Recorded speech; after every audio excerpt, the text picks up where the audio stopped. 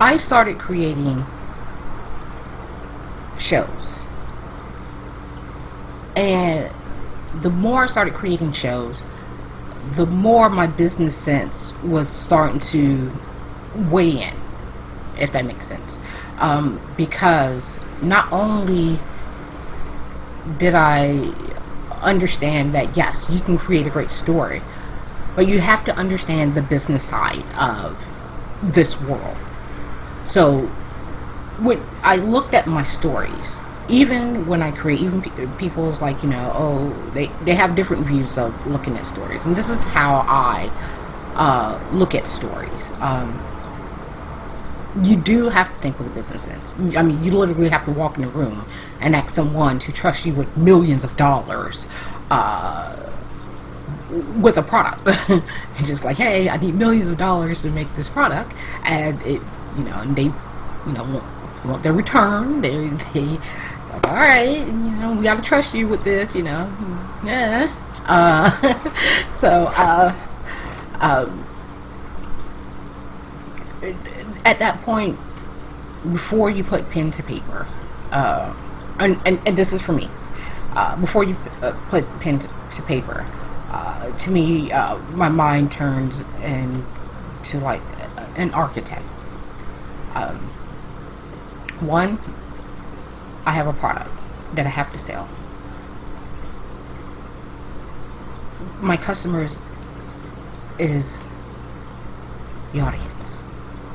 I have to give you something that you are going to want to give me an hour out of your life, or an hour and a half out of your life, or whatever, and watch something that I create. And I feel that it needs to be worth your while. I mean, that's the respect. That's, to me, that's the creator and the respect. And that's the relationship that you have with your audience. So that's one, an architect. So with that, I study a lot of things. I stay away from, a lot of trendy things and stuff like that. I just try to kind of go with an old school method of just great storytelling. Just take you on an adventure. That's kind of like my whole thing. We're going to get on this ride, and it's going to be twists and turns and all these great things, and I'm going to take you on an adventure, and we're going to have fun. Just going to, so that's my responsibility, I feel, to the audience.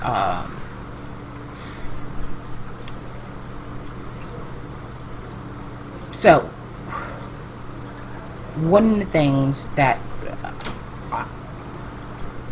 I knew I had to do was, in order for me to stand out, to get to that door with that investor, and to get to that room, that magical room door,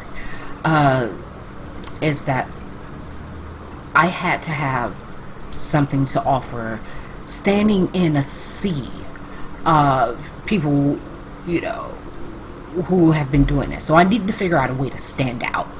So what I did was, I pushed myself. I literally, I guess, recoiled back, is what I want to say, and said, okay, you created this one type of genre. Can you do this? Well, let's see. And then I wrote one. It's a male lead mafia drama. And when I got through, I'm like, wow.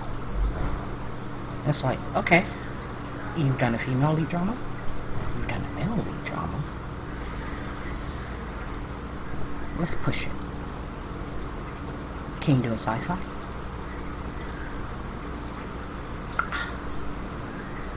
That was like, whoa. I mean, well, I'm geeky. I've always been like, a Trekkie and, Quantum Leap and all those kind of shows and stuff like that. So I've always been in that world. So I was like, well, okay, did a sci-fi. Like, all right, doing good. Can you be funny?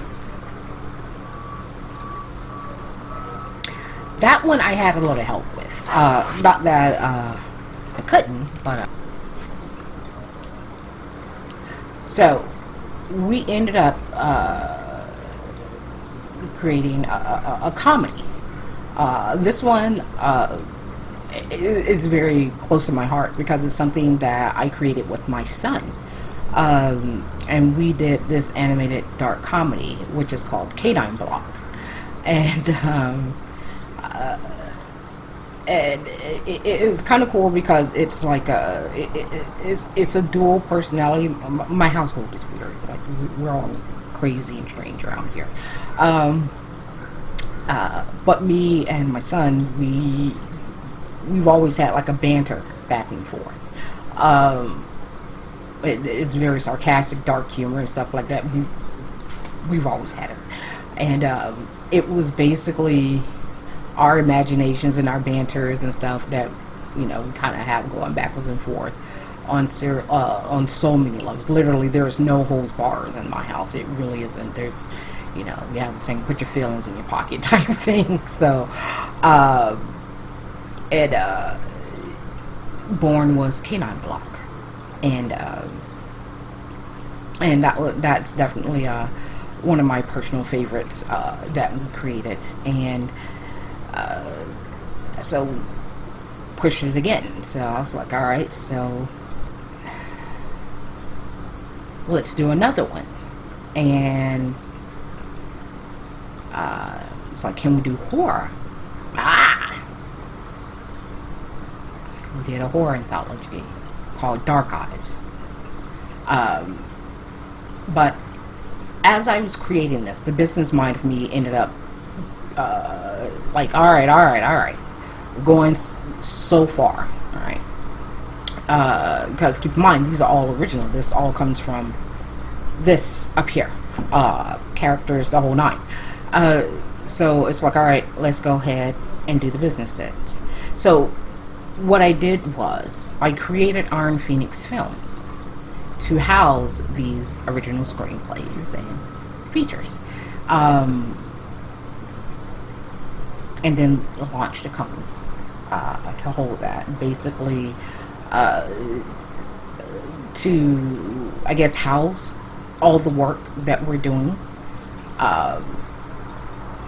in a sense. And so the company pretty much cases all of the stories.